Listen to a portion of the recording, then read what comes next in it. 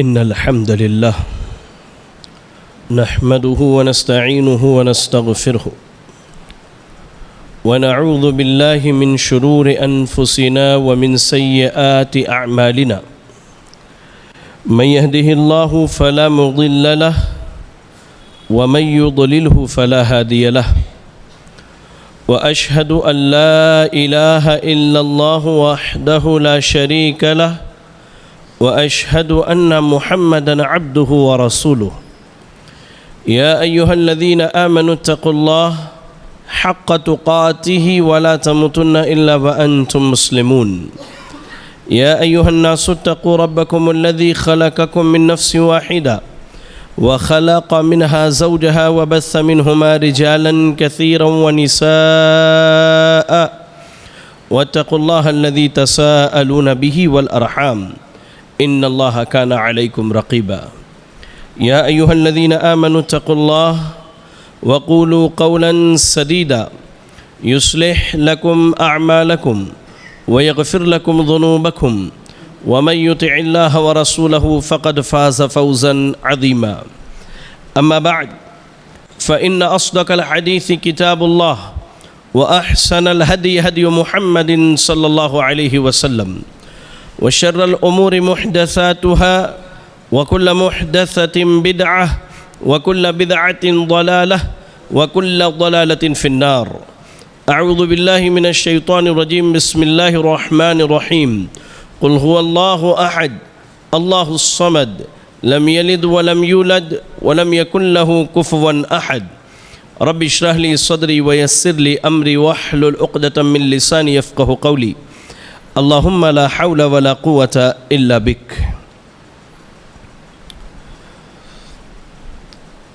معزز مکرم بزرگ حضرات، نوجوان ساتھیوں، عزیز بچوں اور خواتین اسلام، آج کے خطبہ جمعہ میں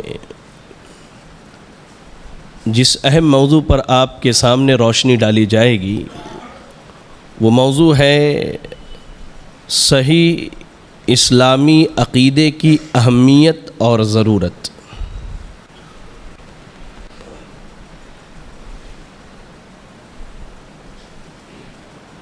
دنیا کے اندر پائے جانے والے وہ تمام مسلمان جو اللہ رب العالمین اور آخرت کے دن پر ایمان رکھتے ہیں، ان کا یہ عقیدہ ہے، ان کا یہ ماننا ہے کہ اللہ رب العالمین انسانوں کو موت دینے کے بعد قبر میں فرشتوں کو مقرر کرتا ہے، جو فرشتے اس سے 3 اہم سوال پوچھتے ہیں، اور ان تینوں سوالوں کا تعلق، یا کہہ لیجئے ان تینوں سوالوں کے جواب کا صحیح یا غلط ہونا انسان کے عقیدے سے تعلق رکھتا ہے۔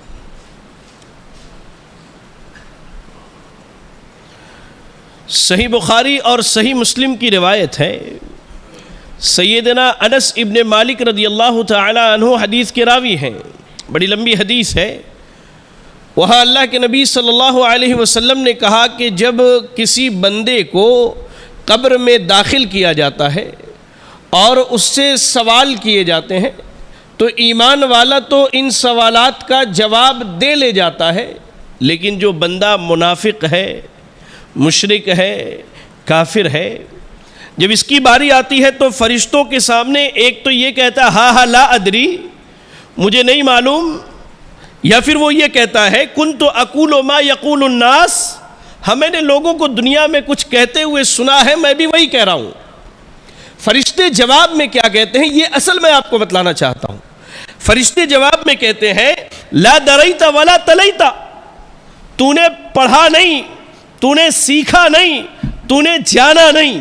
فرشتے اس کے جواب میں یہ کہتے ہیں، اور یہی اصل چیز ہے کہ تو نے دنیا میں رہ کر کے صحیح عقیدے کا علم حاصل نہیں کیا، اگر تو نے علم حاصل کیا ہوتا تو تجھے معلوم ہوتا تیرا رب کون ہے. اگر تو نے صحیح عقیدے کو جانا ہوتا تو تجھے معلوم ہوتا تیرا دین کیا ہے. اور اگر تو نے صحیح عقیدے کو سمجھا ہوتا تو شاید آج تو اپنے نبی کے متعلق یہاں جواب دے لے جاتا. صحیح عقیدہ یا کہہ لیجئے صحیح اسلامی عقیدہ، اس کے بارے میں کوئی اللہ کے سامنے قیامت کے دن یہ بھی نہیں کہہ سکتا کہ اللہ مجھے اس کا علم نہیں تھا، میں اس سے جاہل رہ گیا، مجھے موقع نہیں ملا علم حاصل کرنے کا. بلکہ اللہ رب العالمین نے، آپ دیکھیں، عقیدے کے علم کو ہمارے اوپر اس کے حصول کو واجب کرتے ہوئے، ہمارے اوپر حجت قائم کرتے ہوئے اللہ رب العالمین نے کہا وَإِذْ أَخَذَ رَبُّكَ مِن بَنِي آدَمَ مِن ظُهُورِهِمْ ذُرِّيَّتَهُمْ، اللہ نے آدم علیہ السلام کی پشت سے قیامت تک پیدا ہونے والے انسانوں کو نکالا، جسے عہد الستو کہتے ہیں. عالم ارواح میں اللہ نے آدم علیہ السلام کی پیٹھ سے سارے لوگوں کو نکالا. آپ بھی تھے، میں بھی تھا، ہماری خواتین بھی تھی. اللہ نے سب کو نکالا اور نکالنے کے بعد کہا الست بربکم، کیا میں تمہارا رب نہیں ہوں؟ ہم سب نے جواب دیا تھا بلا، ہاں اللہ تو ہمارا رب ہے. اللہ نے کیوں ایسا کیا؟ کیونکہ اللہ نے آگے فرمایا کہ تم قیامت کے دن یہ نہ کہو انا کنا عن ھذا غافلین، اے اللہ ہم تو اس سے غافل تھے. آپ پڑھیے سورۃ الاعراف آیت نمبر 172 172 میں اللہ نے اس چیز کا تذکرہ کیا. تو کوئی یہ نہیں کہہ سکتا کہ اللہ میں دنیا میں عقیدے کے علم سے غافل رہ گیا اور اللہ مجھے موقع نہیں ملا اور میری کیا ہے جہالت میرے اوپر غالب آ گئی اور میں نے عقیدے کا علم حاصل نہیں کیا. یاد رکھیں آپ، حتیٰ کہ عقیدے کے باب میں باپ دادا کی تقلید بھی نہیں چلتی ہے، باپ دادا کی تقلید بھی نہیں چلتی ہے. امام قرطبی رحمہ اللہ جو تقلید کے قائل ہیں، اس آیت کو دلیل بنا کر کے تفسیر قرطبی میں لکھتے ہیں کہ عقیدے کے باب میں یہاں باپ دادا کی تقلید بھی نہیں چلے گی کہ آدمی کہہ لے قیامت کے دن انا وجدنا آباءنا، کہ ہم نے اپنے باپ دادا کو ایسے ہی پایا اور ان کی راہ پر چل کر کے ہم بھی چلے آئے. نہیں، اللہ کے ہاں یہ چیز بھی ادھر نہیں بنے گی. کیوں؟ عقیدے کا علم حاصل کرنا، عقیدے کو سیکھنا اور صحیح عقیدے کو جاننا یہ ہر مسلمان پر واجب ہے میرے بھائیوں. مسئلہ یہ ہے کہ یہ صحیح عقیدہ ہے کیا؟ عقیدے کا معنی، عقیدے کا مفہوم شاید آپ اس سے پہلے سنے ہو. تو قرآن یہ اصول بتلاتا ہے وَذَكِّرْ فَإِنَّ الذِّكْرَىٰ تَنفَعُ الْمُؤْمِنِينَ، نصیحت کرو، نصیحت اہل ایمان کو فائدہ دیتی ہے. تو یہ باتیں سب سے پہلے نصیحت میرے لیے ہے، اس کے بعد آپ تمام کے لیے. عقیدے کا معنی آپ سمجھ لیجئے. عقیدہ عربی زبان کا لفظ ہے جو کہ عین قاف دال ہا، عقیدہ. عقیدہ جو ہے یہ عین قاف دال ہا عقدہ سے بنا ہے، عقدہ سے بنا ہے، جس کے معنی ہوتے ہیں کسی چیز کو مضبوطی سے باندھ دینا یا کسی چیز سے مضبوطی کے ساتھ جڑ جانا. عربی زبان میں عقد الحبل کہتے ہیں، یعنی رسی کو مضبوطی سے گانٹھ لگا دینا، رسی کو مضبوطی سے گانٹھ لگا دینا. یہ عام ڈکشنری میں عقیدے کا معنی ہے، یعنی کسی چیز کو مضبوطی سے تھام لینا، مضبوطی سے پکڑ لینا. لیکن شریعت کی اصطلاح میں عقیدہ کسے کہتے ہیں یہ سمجھ لیجئے. عقیدے کا اطلاق یعنی عقیدہ کہتے ہیں اس پختہ ایمان اور قطعی فیصلے کو جس میں انسان کو کوئی شک و شبہ نہ ہو. یاد رکھیں آپ اس چیز کو. عقیدہ کہتے ہیں انسان کے اس مضبوط اور پختہ ایمان کو اور انسان کے اس قطعی فیصلے کو جس میں کوئی شک و شبہ کی گنجائش نہ ہو. اور عقیدہ شریعت میں کہتے ہیں ان باتوں کو جن کا اعتقاد انسان رکھتا ہے. اور عقیدے کی تعریف میں علماء نے یہاں تک کہا ہے کہ ارکان ایمان جو ہے ان پر اعتقاد رکھنا یہی عقیدہ اسلامی ہے. ارکان ایمان 6 ہیں، ہم سب یہ جانتے ہیں، اللہ پر، اس کے رسولوں پر، اس کے فرشتوں پر، اس کی کتابوں پر، آخرت کے دن پر اور بھلی بری تقدیر پر ایمان لانا. علماء نے یہ کہا کہ ان 6 چیزوں پر ایمان لانا، ان کے متعلق اعتقاد رکھنا اور ان کے متعلق علم حاصل کرنا، یہی کیا ہے؟ صحیح عقیدہ ہے. عقیدے کو بعض علماء نے توحید سے تعبیر کیا ہے، بعض علماء نے اس کو عقیدے کو سنت سے تعبیر کیا ہے. جیسے توحید میں دیکھیے آپ، امام ابن خزیمہ رحمہ اللہ کی کتاب ہے کتاب التوحید. نام ہے کتاب التوحید، لیکن انہوں نے اس میں عقیدے کے سارے ابواب کا تذکرہ کیا ہے۔ امام احمد بن حنبل رحمہ اللہ کی کتاب ہے کتاب السنہ، آپ دیکھیں وہاں آپ کو عقیدے کی بہت سارے ابواب ملیں گے۔ ایسے ہی بعض علماء نے عقیدے کو الفقہ الاکبر سے تعبیر کیا ہے۔ تو صحیح عقیدہ جو ہے یہ کئی ناموں سے علماء کے ہاں معروف اور مشہور ہے۔ اب مسئلہ یہ ہے کہ ہم صحیح عقیدے کے متعلق عموماً کیوں لوگوں کو بتلاتے ہیں؟ اس کے کئی وجوہات ہیں۔ ان میں سب سے پہلی وجہ جو ہے وہ یہ ہے کہ صحیح عقیدہ ہی بنیاد ہے انسان کے اعمال کی قبولیت کا۔ آپ نماز پڑھیں، آپ روزہ رکھیں، آپ زکوٰۃ دیں، آپ ہر سال حج و عمرے کے لیے جائیں، سارے اعمال صالحہ بجا لائیں، لیکن اگر آپ کے عقیدے کے اندر خرابی اور فساد ہے تو اللہ کے یہاں کوئی عمل قابل قبول نہیں ہے۔ یہ آپ جان لیجئے میرے بھائیوں۔ اور آج مسلمانوں کا ایک بڑا طبقہ عقیدے کے باب میں فساد کا شکار ہوا ہے۔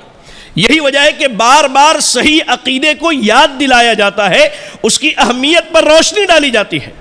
اور یاد رکھیں کہ قبر کے سوالات جہاں صحیح عقیدے کے بنیاد پر حل ہوں گے، وہی بندے کے جنت و جہنم کا فیصلہ بھی صحیح عقیدے کی بنیاد پر ہوگا۔ ایسا نہیں ہے کہ کوئی بھی عقیدہ لے کر کے اللہ کے یہاں جائے اور اللہ رب العالمین کے کامیابی مل جائے، نہیں۔ جب تک عقیدے کے اندر صحت نہ پائی جائے، عقیدے کے اندر انسان اصلاح نہ کر لے اپنی، اس کا کوئی بھی عمل قابل قبول نہیں، اور جنت کے دروازے اس کے لیے ہمیشہ ہمیشہ کے لیے بند ہیں۔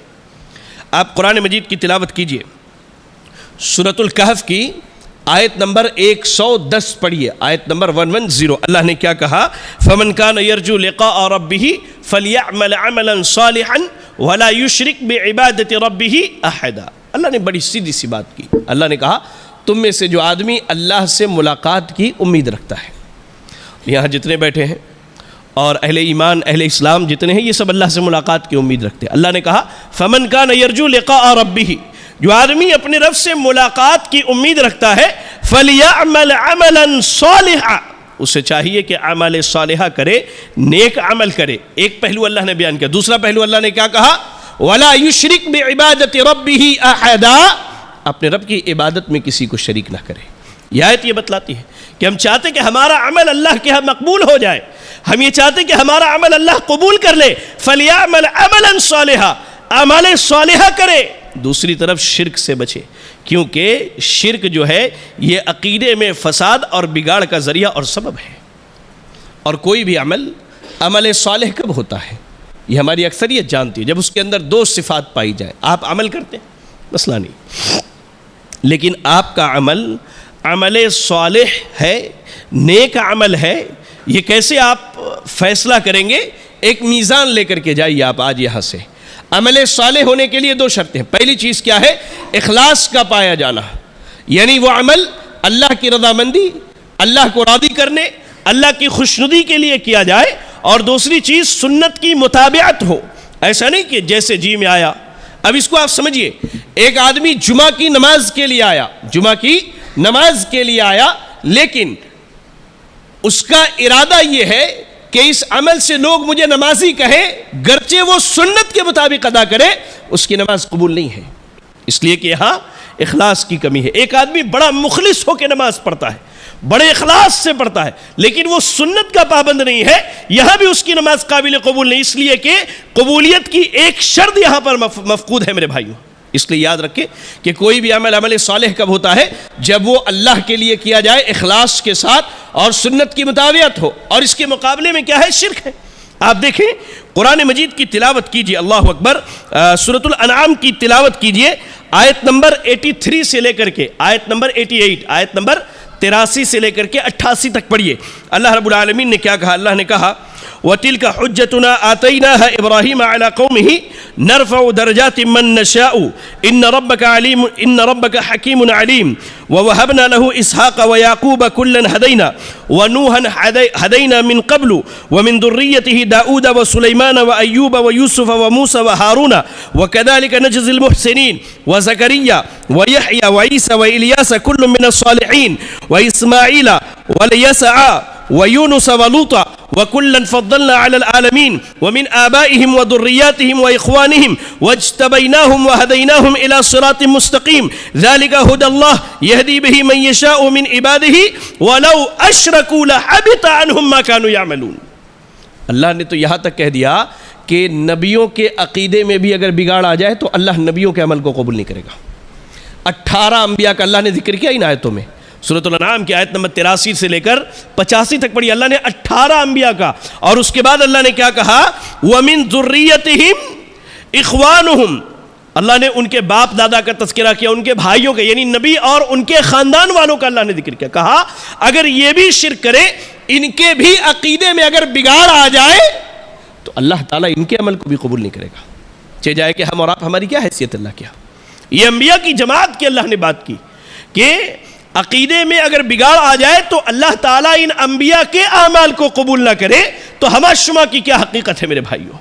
ایسے ہی یاد رکھیں, عقیدہ صحیحہ یا صحیح اسلامی عقیدہ یہ ایک ایسی چیز ہے کہ اللہ نے جتنے بھی نبیوں کو بھیجا, آدم علیہ السلام سے لے کر جناب محمد رسول اللہ صلی اللہ علیہ وسلم تک, ان تمام انبیاء علیہ السلام نے اپنی قوم کے اندر پائی جانے والی خرابیوں اور بیماریوں کا جو علاج کیا, ان میں سب سے زیادہ اگر توجہ کسی چیز کی طرف دی تو صحیح عقیدے کی طرف دی. پہلے آپ دلائل سن لیجیے. اللہ نے سورۃ النحل کی آیت نمبر 36, سورۃ النحل آیت نمبر 36 میں اللہ رب العالمین نے کہا وَلَقَدْ بَعَثْنَا فِي كُلِّ أُمَّةٍ رَسُولًا أَنِ اعْبُدُوا اللَّهَ وَاجْتَنِبُوا الطَّاغُوتَ. اللہ نے جتنے بھی نبی بھیجے, جتنے بھی رسول بھیجے, ہر امت میں اللہ نے بھیجا اور یہ کہا اللہ نے أَنِ اعْبُدُوا اللَّهَ, صحیح عقیدے کی دعوت دو, ایک اللہ کی عبادت کرو, وَاجْتَنِبُوا الطَّاغُوتَ, اور اللہ کے علاوہ جس کی بھی عبادت کی جاتی ہے اور وہ اپنی عبادت پر راضی ہے, خوش ہے, تو طاغوت کی عبادت سے لوگوں کو روک دو.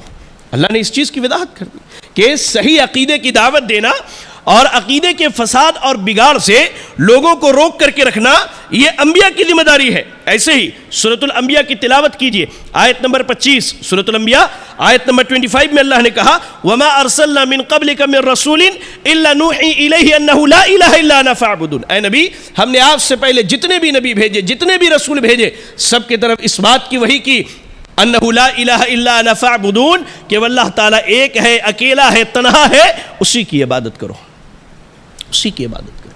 اور اگر ہم نبی اکرم صلی اللہ علیہ وسلم کی زندگی کا مطالعہ کریں تو آپ کو 40 سال کی عمر میں نبوت دی گئی اور 23 سال آپ باحیات رہے, اس کے بعد 63 سال کی عمر. ان 23 سالوں کا اگر آپ مطالعہ کریں, اور میں گزارش کرتا ہوں آپ سب سے کہ آپ نبی کی سیرت کا مطالعہ کیجئے, آپ کو اس بات کا علم ہوگا کہ 23 سالہ مدت میں نبی صلی اللہ علیہ وسلم نے پہلے دن سے لے کر کے اپنی وفات کے دنوں تک بھی صحیح عقیدے کی آپ نے دعوت دی ہے. سب سے زیادہ آپ نے اگر لوگوں کی اصلاح کی تو صحیح عقیدے پر کیا. آپ دیکھیں وفات سے 2 یا 3 دن پہلے آپ لوگوں کو کیا نصیحت کرتے, کہتے ہیں لعن اللہ الیہود والنصارى اتخذوا قبور انبیائہم مساجدا. آپ نے کیا کہا؟ لا تطرونی کما اطرت النصارى ابن مریم فانما انا عبد فقولوا عبد اللہ ورسولہ. آپ عقیدے کی اصلاح کر رہے لوگوں کی. لوگوں, میرے موت کے بعد میری قبر کو میلے ٹھیلے کی جگہ نہ بنانا, میری موت کے بعد میری قبروں پر سجدے نہ کرنا, میری موت کے بعد جیسے عیسیٰ علیہ السلام سے اللہ کے بالمقابل دعائیں کرتے ہیں, مجھ سے فریادیں نہ کرنا. لوگوں, میری موت کے بعد میرے نام پر جانور ذبح نہ کرنا, میرے نام پر نذر و نیاز نہ دینا, مجھے حاجت روا, مشکل کشا اور اولاد دہندہ اور بیماریوں سے شفا دینے والا نہ سمجھنا. کیونکہ اللہ نے تو یہودیوں پر لعنت کی, انہوں نے اپنے نبیوں کی قبروں کو سجدوں کی جگہ بنا لی. نبی اپنی زندگی کے آخری ایام میں صحیح عقیدے کی اصلاح کی دعوت دے رہے ہیں. آپ پڑھیے, قرآن مجید پڑھ جائیے. جو بھائی یہاں قرآن سے شغف رکھتے ہیں, جو خواتین قرآن سے شغف رکھتی ہیں, جو قرآن مجید کا علم حاصل کرتے ہیں, انہیں معلوم ہوگا کہ قرآن مجید کے اگر تمام مضامین کو ایک جگہ جمع کیا جائے تو 80% مضامین جو ہے عقیدے کی اصلاح کی دعوت دیتے ہیں. اللہ اکبر, صحیح عقیدے کی دعوت دیتے ہیں. قرآن مجید کے 80% مضامین جو ہے, کہہ لیجئے یہ میرا ذاتی نظریہ ہے کہ 80%, ورنہ امام ابن قیم رحمہ اللہ کے مطابق میں سمجھتا ہوں کہ پورا قرآن جو ہے صحیح عقیدے کی دعوت دیتا ہے. اور بعد میں نے اس پر غور کیا.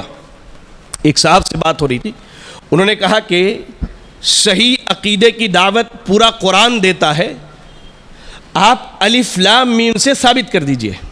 سبحان اللہ, اللہ کی تعریف کرتا ہوں میں اس پر. میں نے جھٹ اس سے پوچھا الف لام میم کا معنی کیا ہے؟ کہ مجھے نہیں معلوم. کہ مجھے بھی نہیں معلوم. یہی تو صحیح عقیدہ ہے کہ اس کا علم اللہ کو ہے, غیب کا علم اللہ رکھتا, اللہ کے علاوہ کسی کو نہیں معلوم. پورا قرآن کہہ لیجئے آپ کو صحیح عقیدے اور عقیدے کی اصلاح کی دعوت دیتا ہے میرے بھائیوں. اللہ اکبر. ایسے ہی یاد رکھیں کہ امام ابن قیم رحمہ اللہ کا بڑا مشہور قول ہے, آپ کہتے ہیں اصل الصلاح التوحید والایمان. اصل اصلاح جو ہے توحید اور ایمان کی اصلاح ہے, اور کائنات کے اندر سب سے بڑا فساد اگر کچھ ہے تو شرک ہے, بدعت ہے, ضلالت و گمراہی ہے. اللہ مجموع الفتاوی کے اندر امام ابن تیمیہ رحمہ اللہ نے اس چیز کا تذکرہ کیا ہے. ایسے ہی صحیح اسلامی عقیدے کی اہمیت اور ضرورت میں سمجھتا ہوں آپ کو ہر چیز سے زیادہ ہے. کھانے پینے سے, زندگی گزارنے سے, مال و دولت کے اکٹھا کرنے اور کمانے سے, ہوا اور سانس لینے سے, ہر چیز سے زیادہ ضروری ہمارے لیے صحیح عقیدہ ہے میرے بھائیوں. جانتے ہیں اس کی بنیادی وجہ کیا ہے؟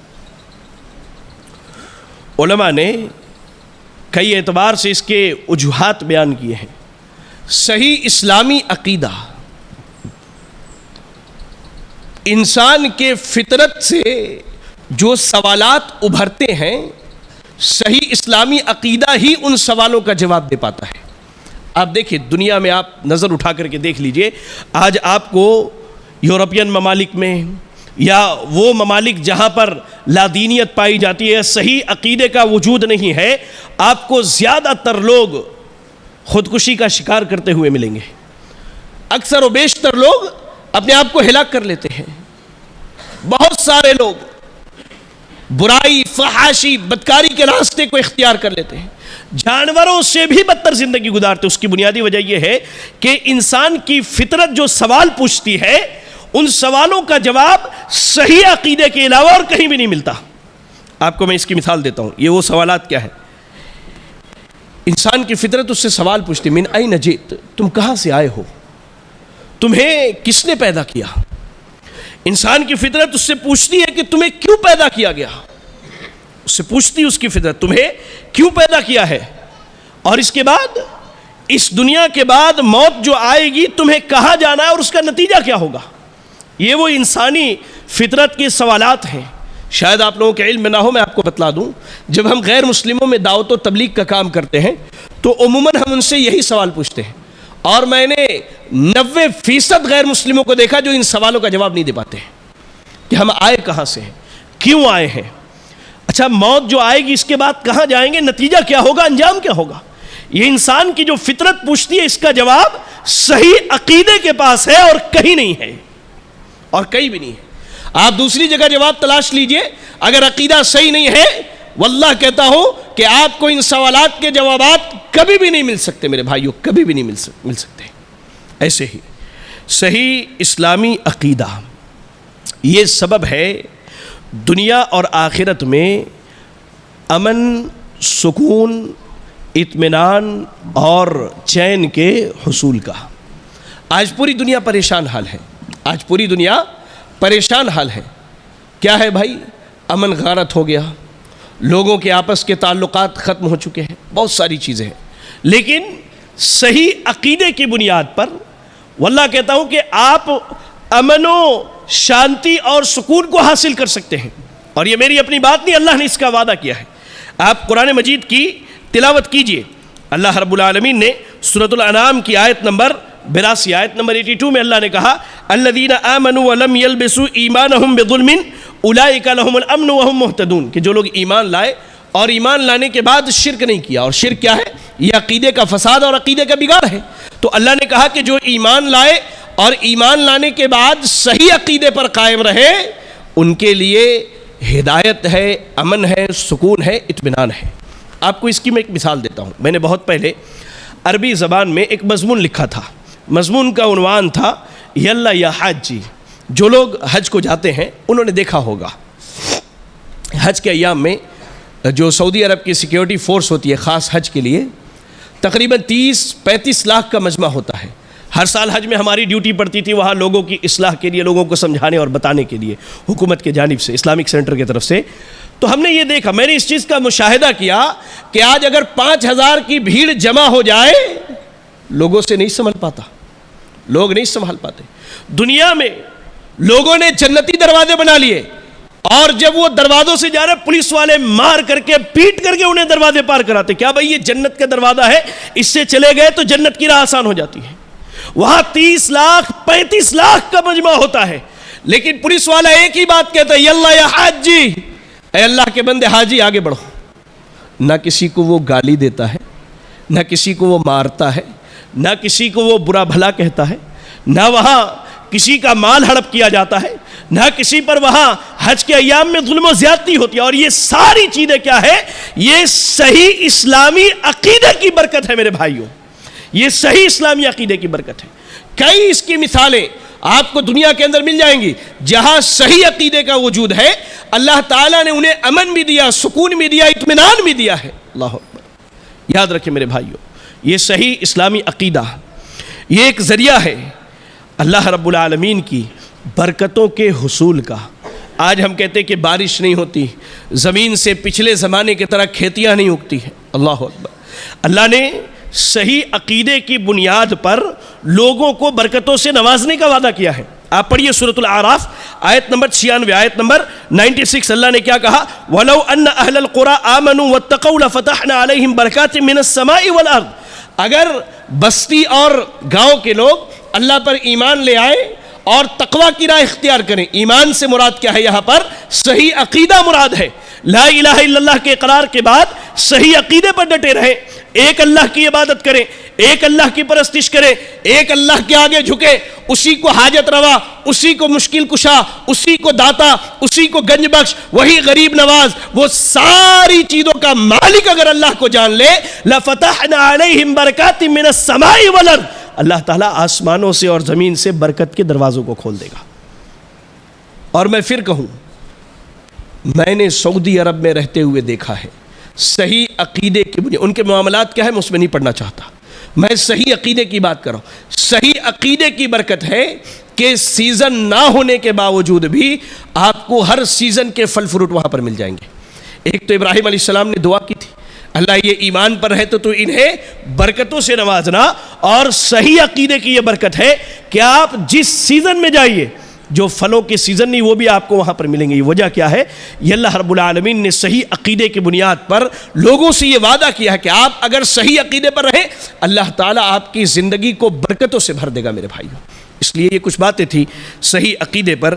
انشاءاللہ اس کے بعد کے جمعہ کے خطبے میں آپ کے سامنے مزید اس موضوع پر اور بھی کچھ باتیں رکھی جائیں گی. اللہ سے دعا کرے کہ اللہ رب العالمین ہمیں اور آپ کو صحیح اسلامی عقیدے کو سمجھ کر اسے اختیار کرنے کی توفیق عطا فرمائے. اللہ رب العالمین ہم سب کو صحیح اسلامی عقیدے پر عمل کرنے والا بنا دے. اللہ تو ہم سب کے عقائد کی اصلاح فرما دے. اللہ تو ہمارے بزرگوں کی اصلاح فرما دے. اللہ تو ہمارے جوانوں کی اصلاح فرما دے. اللہ تو ہماری خواتین کی اصلاح فرما دے. الہ العالمین ہم میں جو پریشان حال ہیں اللہ تو ان کی پریشانیوں کو دور فرما دے. اللہ ہم میں جو بیمار ہیں تو انہیں شفا کامل عاجلہ عطا فرما دے. اللہ ہم میں جو مقروض ہیں تو انہیں قرض کی ادائیگی کی توفیق عطا فرما دے. الہ العالمین ہمارے جو نوجوان اپنے رزق کے معاملات میں پریشان حال ہیں اللہ تو ان کے رزق کے معاملات کو آسان فرما دے. اللہ ہماری جو بہنیں اپنے گھروں میں اپنے رشتوں کے لیے بیٹھی ہیں اللہ تو ان کے لیے بہترین دیندار رشتوں کا انتخاب فرما دے. اللہ جو بھی کسی قسم کے مرض میں مبتلا ہے اللہ تو اسے شفا کامل عاجلہ عطا فرما دے. اللہ تو اس کی بیماری کو صحت میں بدل دے. اللہ اس کی پریشانی کو عافیت میں بدل دے. اللہ اس کے مصائب کو آسانیوں میں اور اطمینان میں بدل دے. اللہ تو ہمیں جب تک دنیا میں زندہ رکھ دین اسلام پر زندہ رکھ اور خاتمہ ہو تو ایمان و اسلام کی حالت میں ہو. آمین. وآخر دعوانا ان الحمد للہ رب العالمین.